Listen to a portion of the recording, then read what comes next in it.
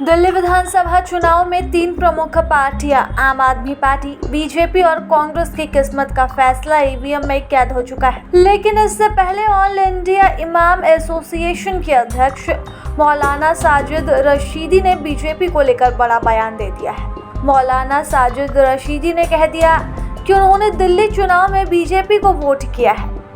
रशीदी ने कहा, मैंने जिंदगी में पहली बार बीजेपी को वोट किया है। मैंने बीजेपी को वोट देकर उस परसेप्शन को तोड़ने की कोशिश की है जिसमें माना जाता है कि मुसलमान बीजेपी को वोट नहीं करते। उन्होंने कहा, मैं मोदी जी को एक बार गले लगाना चाहता हूँ। मैं उन्हें ठीक उसी तरह गले लगाना चाहता हूँ जैसे उन्होंने संयुक्त अरब अमीरात के राष्ट्रपति को गले लगाया था। मैं चाहता हूँ कि मोदी जी भी मुझे गले लगाएं। बीजेपी भी सच्चे मन से मुस्लिमों को गले लगाए। उन्होंने कहा, मैं ये नहीं कह रहा कि एकजुट होकर वोट करो। मैं कह रहा हूँ हमें उस परसेप्शन को तोड़ने की ज़रूरत है जिसमें माना जाता है कि मुसलमान बीजेपी को हराने के लिए वोट करता है।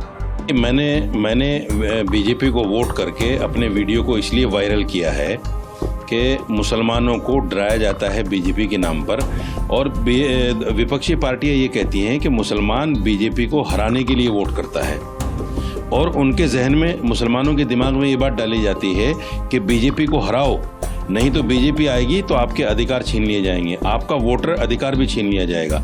इसलिए मुसलमानों के दिल से वो डर ख़त्म करने के लिए मैंने वोट किया है।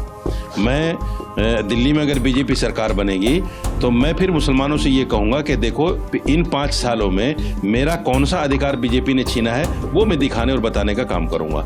एक नई सोच मेरे दिल में पैदा हुई है कि मुसलमानों के अंदर से वो डर ख़त्म किया जाए जिस डर को लेकर मुसलमान हिंदुस्तान में जी रहा है, और वो डर कुछ बीजेपी नेताओं के बयानों की तरफ वजह से भी है, और उससे कहीं ज़्यादा विपक्षी पार्टियां जो है मुसलमानों को डराने का काम कर रही हैं। इसलिए मैं उस डर को ख़त्म करना चाहता हूं। बीजेपी हमारे लिए अछूत नहीं है और ना ही हम कांग्रेस या समाजवादी पार्टी के बंधुआ मजदूर हैं।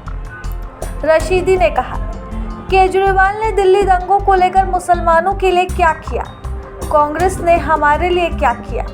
दिल्ली दंगों के दौरान राहुल गांधी मुस्तफाबाद गए, लेकिन वह ताहिर हुसैन के घर नहीं गए। केजरीवाल ने तबलीगी जमात को निशाना बनाया और कोविड के दौरान तबलीगी को जिम्मेदार ठहरा दिया। वह कहते हैं कि सभी राजनीतिक दल मुस्लिमों के साथ एक जैसा बर्ताव करती है। ऐसा नहीं है कि कांग्रेस ने मुसलमानों के लिए कुछ ज़्यादा ही कर दिया है। जब हम किसी पार्टी को वोट करते हैं तो हम उम्मीद करते हैं कि वह पार्टी हमारे अधिकारों की रक्षा करेगी।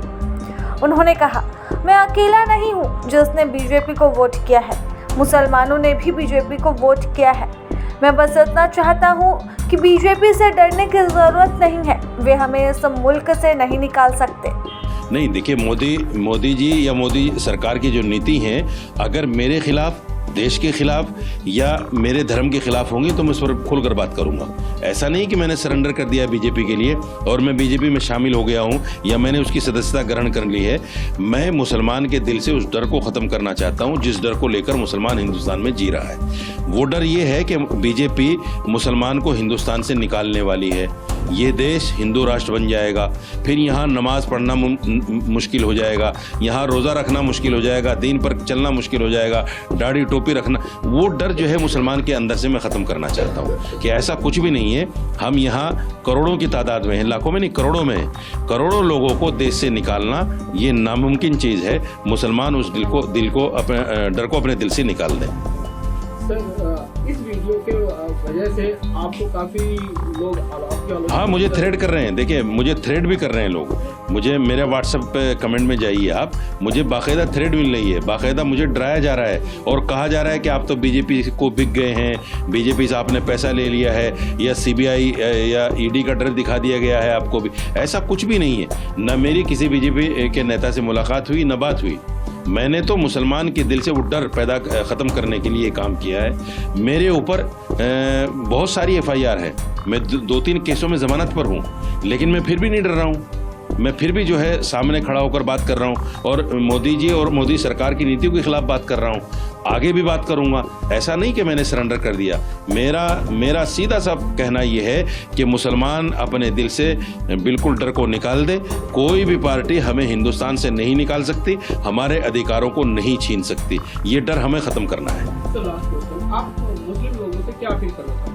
मैं मुसलमानों से कहना चाहता हूं, अगर आपको बीजेपी से अपने अधिकारों को लेना चाहते हैं तो बीजेपी के आंख में आंख डालकर हम तभी बात कर सकते हैं जब हम बीजेपी को वोट देंगे। मैंने बीजेपी को वोट दिया है, अब मैं टीवी पर बैठकर बीजेपी के प्रवक्ता से ये कह सकता हूं कि मैंने वोट दिया है, मेरे अधिकारों का हनन मैं नहीं होने दूंगा।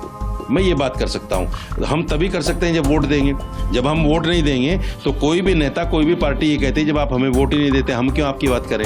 इसलिए हमें अपनी बात कराने के लिए, हिस्सा मांगने के लिए हमें उनके साथ मिलना पड़ेगा, लगना पड़ेगा। सर, आपका वीडियो अमित मालवीय जी ने भी रीट्वीट किया है सर, इस पे उन्होंने किया होगा, मुझे पता नहीं। मुझे आपसे पता चल रहा है कि अमित मालवीय ने किया है। जाहिर बात है उनको कुछ फ़ायदा हुआ होगा उससे। मुझे तो ऐसा कुछ नहीं कि मुझे बीजेपी को फ़ायदा करना था या बीजेपी को फ़ायदा पहुंचाना था। मैं तो एक मैसेज देना चाहता हूं मुसलमानों को, और वो मेरा मैसेज आपके माध्यम से चला गया। प्रभातखबर.com, विश्वास वही, रफ्तार